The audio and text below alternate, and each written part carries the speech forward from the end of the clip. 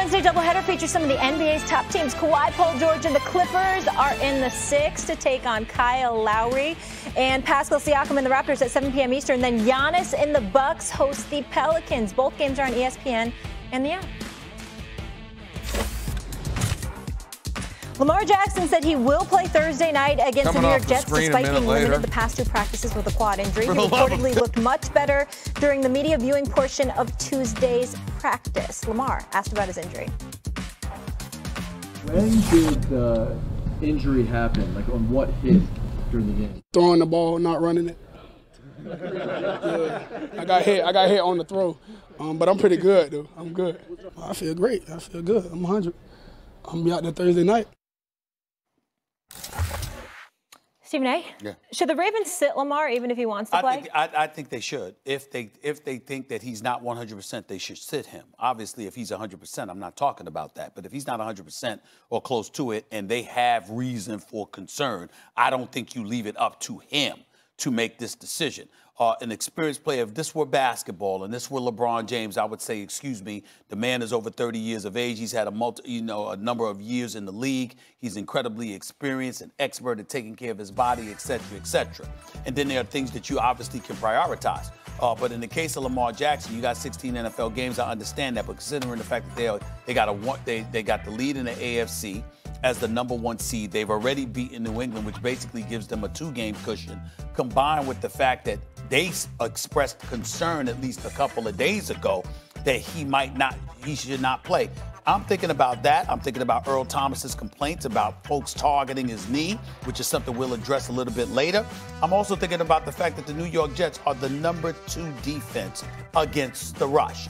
And this is Lamar Jackson's specialty. Yes, we've watched him throw the football considerably better than he did last year, and we give him props for that. That's why he's a league MVP candidate. But the primary reason is because of those wheels on him, those legs.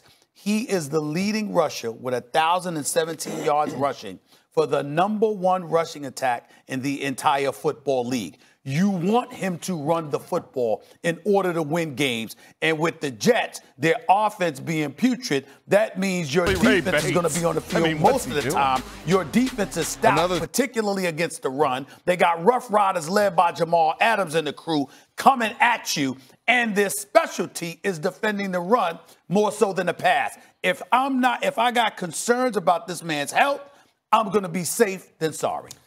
Plus, the Ravens defense might score on you. Look, they have a chance to beat the Jets without Lamar Jackson. They have 0 chance to win a Super Bowl with a severely compromised version of Lamar Jackson. So obviously you rest him, and let me just, here's the starkest example I can give you. Who backs up Lamar Jackson? RG3. RG3 was between Mike Vick, who everyone likes to compare, Lamar Jackson's Mike Vick 2.0. Yeah. No, it's 3.0. RG3 was Mike Vick 2.0.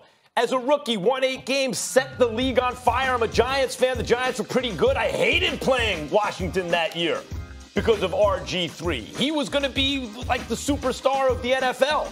And then what happened? Hurt one of his wheels. I understand that knee is not a quad. I get it. It's more severe. Talked his coach into letting him back on the field and basically sustained a career-ending injury.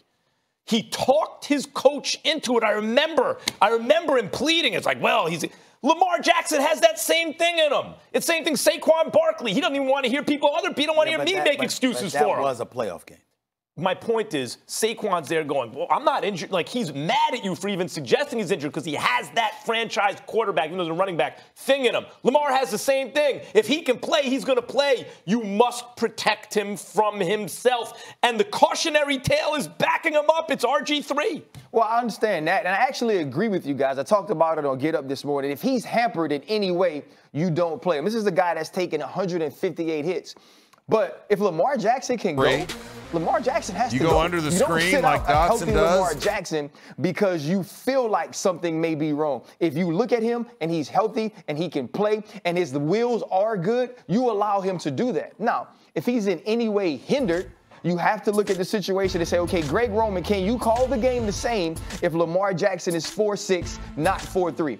Because everyone talks about the career-ending injury for Lamar Jackson. That's not the important thing, Max. The important injury, or the injury that scares me more, is if he's slightly hampered, you decide to play him, and he can't go. But if Lamar Jackson is healthy, if Lamar Jackson can run around, if you can call the offense the same way you have done all year, you have to let him play. I think the one reason you need to let him play, if he's healthy enough to go, it's because to him it means something. It doesn't mean, I don't think he's trying to prove to people that he can play hurt or that he can be a guy who can be out there and be successful if he doesn't have his wills. I think he's a football player. It's a difference between guys who play quarterback and quarterbacks that are actually football players. Lamar Jackson is a man's man. Lamar Jackson is a guy that you want to be in the trenches with. And so if he's healthy enough to go and be himself, you let him do that. Let me tell you what I think you're missing. And I'll say this to you as a football player and a champion. I don't think you consider something. When a team clinches the division title, clinches a #1 seed or whatever the case may be, what happens is they find themselves taking a rest, heading into the playoffs because it's priority now. All right, we handled our business, and as a result, we're getting ready to go into the postseason. But with younger guys like a Lamar Jackson, they might need those reps instead of that rest before the season ends. So what I'm saying is I'm not talking about sitting Lamar Jackson down for the rest of the regular season to have him ready for the playoffs. But if you sit there and you're tweaked a little bit, and you can get a week or two off without losing a seed and then play the second to last game and then the last game of the regular season, capturing a rhythm and a momentum heading into the playoffs after you've gotten that requisite rest. I'm not trying to give some impression of load management per se. That's needed, but obviously football is a far more violent sport, and we have to take that into consideration. I'm only saying, this dude, last time we saw him, first 3 quarters in 3 minutes, three passes, 3 completions for like 25 yards before he came on strong in that playoff game against the Chargers, okay? This year he's considerably better. But my point is the playoffs are a different animal than the regular season. Why not make sure he's right now, then put him back in before the end of the regular season and get him ready for the playoffs that way? The thing about hamstring, or in this case quad, or some big muscle group, when I hear groin or hamstring usually, but let's take it to quad right now.